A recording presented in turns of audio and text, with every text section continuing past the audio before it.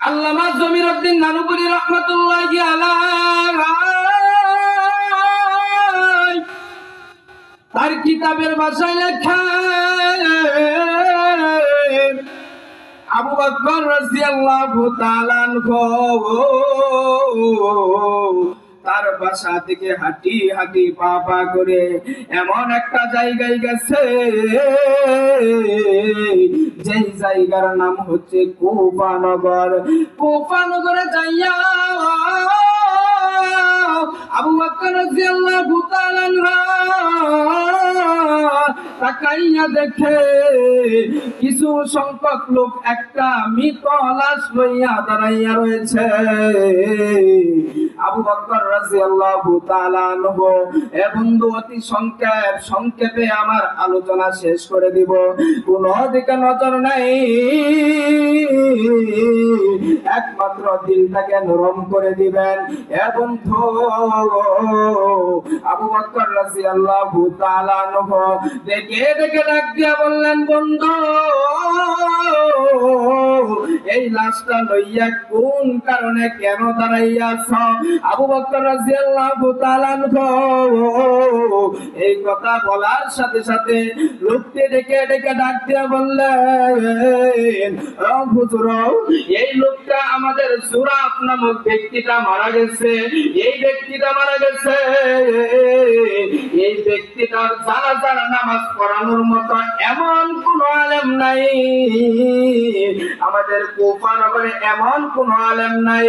আলহামদুলিল্লাহ সুম্মা আলহামদুলিল্লাহ, যদি আমাদের এই মাদ্রাসা বুনিয়াদি সাহেবের মাদ্রাসা থেকে একটা নুরানি বিভাগের ছাত্রকে যদি আইনা বলে এই মৃত লাশটার জানাজার নামাজ পড়াইয়া দাও, এই মৃত লাশটার জানাজার নামাজ পড়ানোর মতো ওই নুরানির ছাত্রটার ওই ক্ষমতা আছে না নাই?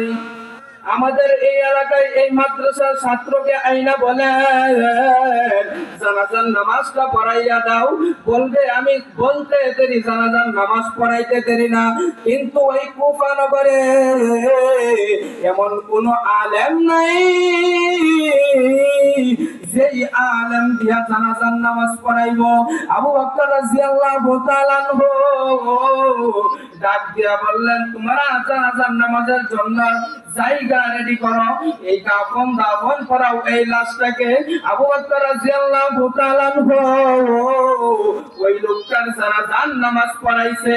জানাজার নামাজ পড়াইয়া ওই যে কবরস্থানের ভিতর লইয়া আবু বকর রাদিয়াল্লাহু তাআলা আনহু যখন ওই কবরস্থানে ওই লাশটা কবর দিয়া দিচ্ছে, এমন সময় তাকাইয়া দেখে একজন বৃদ্ধ মহিলা লাঠির ভিতর ভর দিয়ে আসতেছে। লাঠির ভিতর ভর দিয়ে আসতে করে হাঁটি হাঁটি পা পা করে আবু বকর রাদিয়াল্লাহু তাআলা আনহুর কাছে আয়েশা বললেন, হুজুর,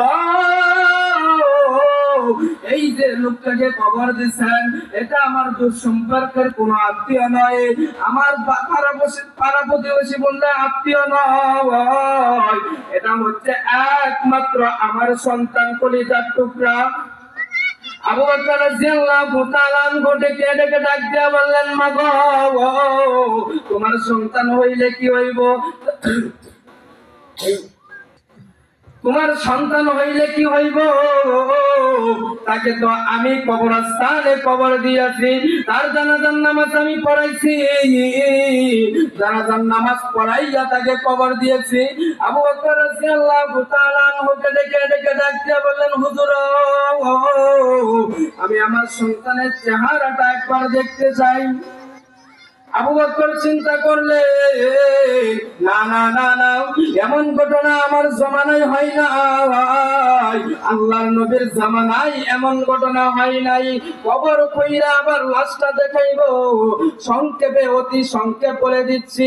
আবু বকর রাদিয়াল্লাহু তাআলা আনহু এক পর্যায়ে মহিলাটাকে ওই যে কবরটা কইরা ওই লাশটা দেখাইয়া দিচ্ছে।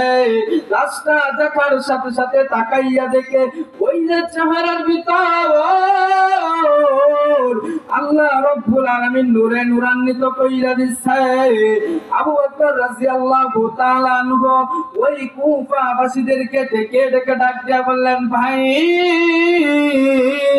কবরটা তাড়াতাড়ি গুছাইয়া দাও, আবার পুনরায় কবর দিয়া দাও। আবু বকর রাদিয়াল্লাহু তাআলা আনহু ডেকে ডেকে ডাক দিয়া বললেন, বন্ধু এই সূরাব নামক ব্যক্তিটা কি এমন আমল করতো, কি এমন আমল করতো যার কারণে আল্লাহ রাব্বুল আলামিন তার চেহারায় নূর চমকাইয়া দিচ্ছে। মানুষগুলা ডাক দিয়া বললেন, হুজুর জানি না কি এমন আমল করতো, আমরা জানি না।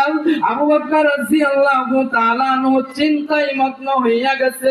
বাড়িতে আইসা আবু বকর রাদিয়াল্লাহু তাআলা আনহু যখন ঘুমাইয়া গেছে, আসরের নামাজ পড়িয়া ঘুমাইয়া গেছে, ঘুমের পর তাকাইয়া দেখে আল্লাহর নবী স্বপ্নে যুগে তার সামনে চলে আসছে। এবং আবু বকর রাদিয়াল্লাহু তাআলা আনহু স্বপ্নে যুগে তাকাইয়া দেখে ওই যে মৃত লাশটা যার জানাজার নামাজ পড়াইছিল ওই লোকটা আল্লাহর নবীর সামনে ওই যে জান্নাতি পোশাক পইরা আল্লাহর নবীর সামনে বইসা আছে। আল্লাহর নবীর সামনে বইসা আছে। আবু বকর রাদিয়াল্লাহু তাআলা আনহু নবীজিকে ডাক দিয়ে বললেন, নবীজি এমন একটা চিন্তায় আমি আছি, এই যে লোকটা আপনার সামনে বসে আছে কোন আমলের কারণে আজকে তাকে গুনাহগুলো মাফ করে দেওয়া হইল, চেহারার ভিতর নূর চমকাইয়া দিলেন এবং জান্নাতে পোশাক পরে আপনার সামনে বসার সুযোগ করে দিয়েছে, কোন আমলের কারণে? আল্লাহর নবী ডাক দিয়ে বললেন, আবু বকর তুমি কি জানো না ওই যে সূরা জুমার 24 নম্বর পারার 3 নম্বর পৃষ্ঠার 9 নম্বর লাইনে 53 নম্বর আয়াত মালিক বলেছেন, যত গুনাহ করো না কেন তোমার গুনাহ যদি আসমান পরিমাণ থেকে যায়, সাগরের ফেনার ন্যায় হয়ে যায়, আমি মালিকের কাছে তুমি যদি খালাস নিয়তে তওবা করো সব গুনাহ মাফ করে দিয়া তোমাকে জান্নাতি করে দেব। জোরে বলুন সুবহানাল্লাহ। মুহতারাম হাজিরিন, আমার সময় শেষ। এমনিতে অসুস্থ, বেশ কিছুদিন ধরে অসুস্থ, আমার জন্য দোয়া করবেন। আমার